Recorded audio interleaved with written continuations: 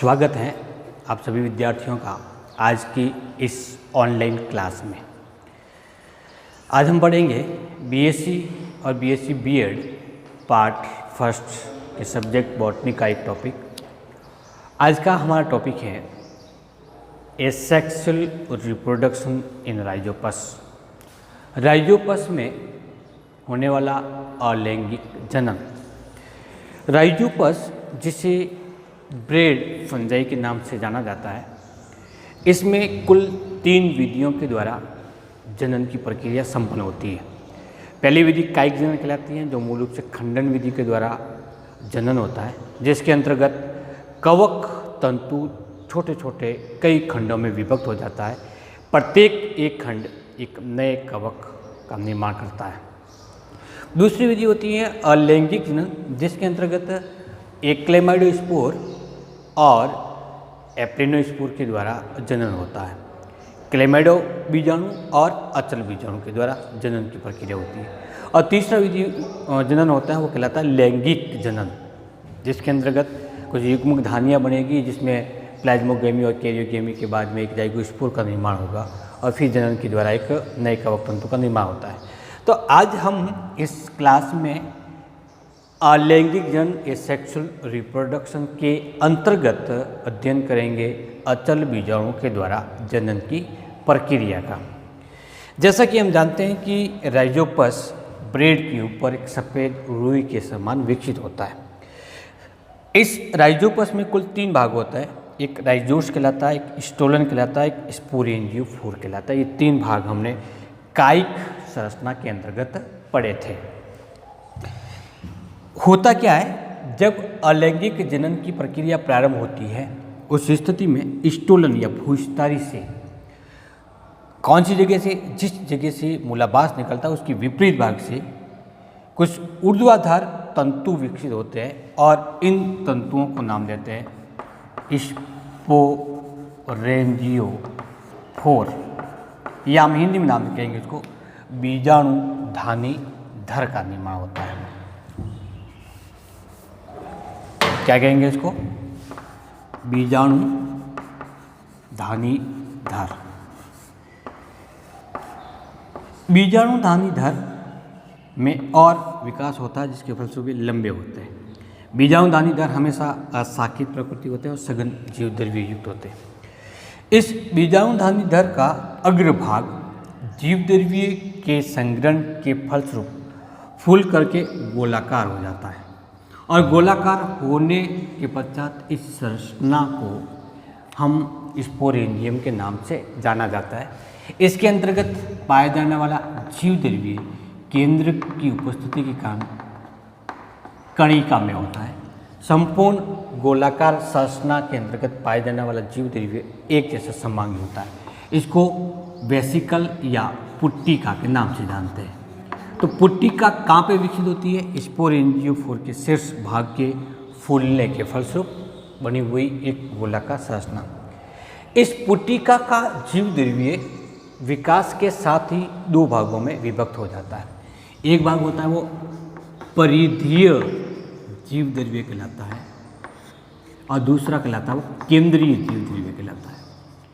केंद्रीय जीवद्रव्य रिक्तिकामय होता है, जबकि परिधीय जीवद्रव्य के अंतर्गत कई केंद्रक पाए जाने के साथ साथ में विभिन्न प्रकार के कार्बनिक पदार्थों की उपस्थिति के कारण ये सघन होता है। परिधीय जीवद्रव्य उर्वर प्रकार का होता है, अर्थात इसी से बीजाणुओं का निर्माण होता है, जबकि केंद्रीय जीवद्रव्य बंधीय प्रवृत्ति का होता है। कैसा होगा? बंधीय। ये जनन क्रिया में भाग नहीं लेता है। अब बंधीय अथवा केंद्रीय जीवद्रव्य में और परिवर्तन होने से एक कठोर स्ट्रक्चर का निर्माण होता है, मजबूत संरचना का निर्माण होता है। इसी संरचना को यहाँ पर कॉल्यूमेला नाम देते हैं। क्या नाम देंगे? कॉल्यूमेला। अब ये कॉल्यूमेला क्या करेगा? इस स्पोरेंजियोफोर और स्पोरेंजियम जो विकसित हो रहा है उसको आदान प्रदान करने का कार्य करता है। अधिकांश केंद्रक है वो परिधीय जीवद्रव्य के अंतर्गत स्थित है। जीवद्रव्य कैसा है? सघन है। ये परिधीय जीवद्रव्यीय संरचना जीवद्रव्य युक्त भाग इस कोल्यूमिला के ऊपरी भाग पर अर्ध चंद्राकार स्थिति में विन्यासित हो जाता है। कैसा भाग में? अर्ध चंद्राकार, केवल और केवल इस भाग से लगा करके इस भाग के ऊपरी भाग तक। तो इस अर्ध चंद्राकार भाग को बीजाणु धानी नाम देते हैं। क्या कहेंगे इसको? बीजाणु धानी। बीजाणु धानी को धारण करने वाले इन तंतुओं को क्या नाम देते हैं? बीजाणु धानी धर के नाम से जाना जाता है। तो कोल्यूमिला का ऊपरी भाग जीवद्रव्यीय युक्त क्षेत्र है, वो बीजाणु धानी का निर्माण किया। अब बीजाणु धानी में जितने केंद्रक हैं, क्या है? जितने केंद्रक उतने ही जीवद्रव्यीय खंडों का निर्माण होता है। तो एकल केंद्रकीय जीवद्रव्यीय खंड बने। केंद्रक पहले से उपस्थित है, जीवद्रव्यीय विभाजन अब होना प्रारंभ होता है और एक केंद्रक युक्त जीवद्रव्यीय खंड का निर्माण होता है। प्रत्येक खंड के चारों ओर कोशिका भित्ति का निर्माण होना प्रारंभ हो जाता है और इस प्रकार की बनी हुई एकल कोशिकीय संरचना को अचल बीजाणु कहते हैं। क्या नाम देंगे? अचल बीजाणु। अब अचल बीजाणु जिस बीजाणु धानी में बने हुए हैं उसको नाम देंगे अचल बीजाणु धानी। अब कोल्यूमिला का क्या रोल हुआ? क्योंकि बीजाणु धानी गोलाकार अवस्था में और उस गोलाकार संरचना को लंबा बीजाणु धानी धर धारण नहीं कर सकता, उसको आधार या अविस्तंभ प्रदान नहीं कर सकता है। और वो आधार प्रदान करने का कार्य कौन करेगा? कोल्यूमिला या अविस्तंभी का। जैसे ही बीजाणु धानी परिपक्व हो जाती है तो इस स्टेप तक, यानी हम diagram number A, B, C, D, E और F तक का अध्ययन करता है तो वो होता है बीजाणु धानी का विकास। जब बीजाणु धानी पूर्ण रूप से परिपक्व हो जाती है उस स्थिति में इससे इसकी भित्ति, किसकी भित्ति? बीजाणु धानी की भित्ति विघटित हो जाती है। किसके कारण? आंतरिक भाग से पड़ने वाले दबाव के कारण। और इसी के विघटन के साथ ही स्पोर जितने भी है वो बीजाणु धानी के ऊपरी भाग पर चारों ओर स्थित हो जाते हैं।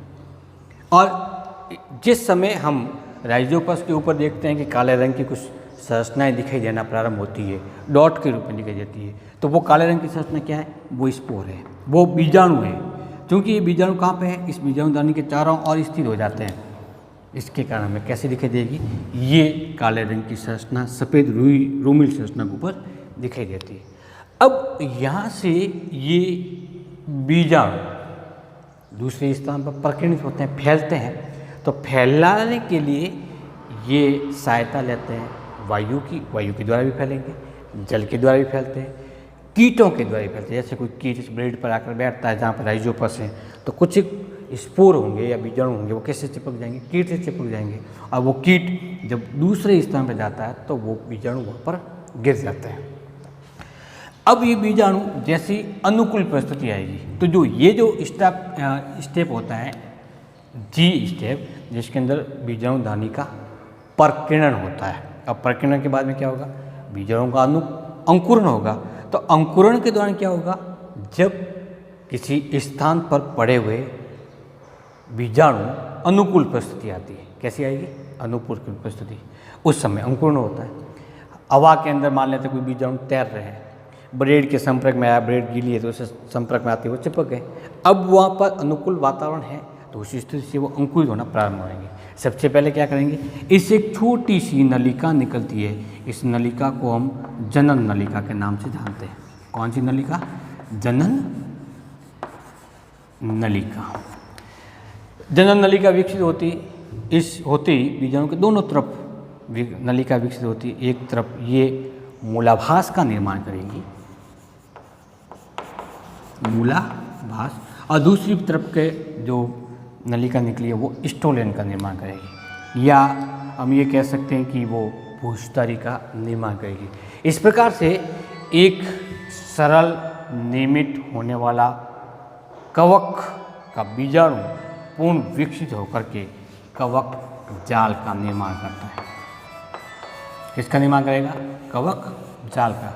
और वो कवक जाल वापस विकसित होकर के राइजोपस की कॉलोनी बनाएगा, राइजोपस का समूह बनाएगा और जनन की प्रक्रिया को प्रारंभ करेगा।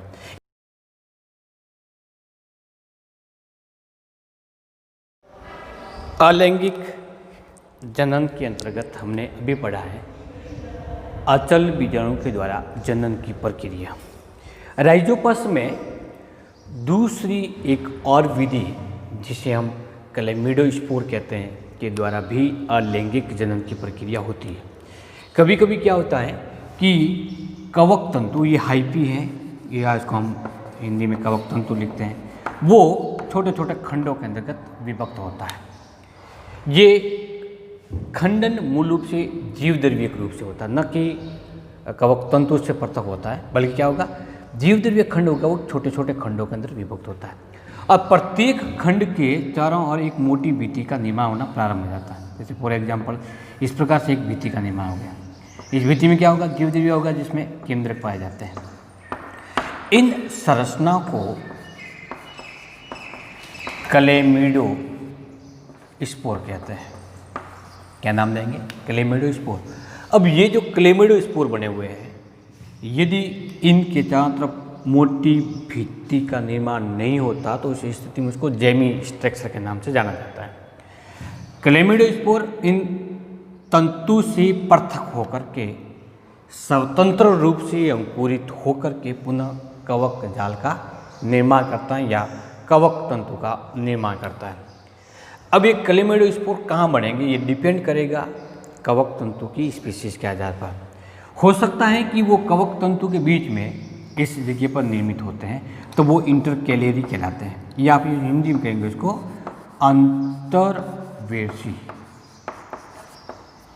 अंतर्वेशी प्रकार के, जब कवक तंतु के मध्य भाग में विकसित हो। या फिर कभी कभी ये क्लेमिडोस्पोर कवक तंतु के शीर्षस्थ भाग में भी डेवलप हो सकता है, तब ये कहलाता है शीर्षस्थ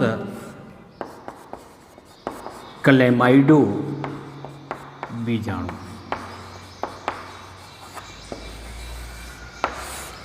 एक सरल प्रकार के बीजाणु का निर्माण होता है।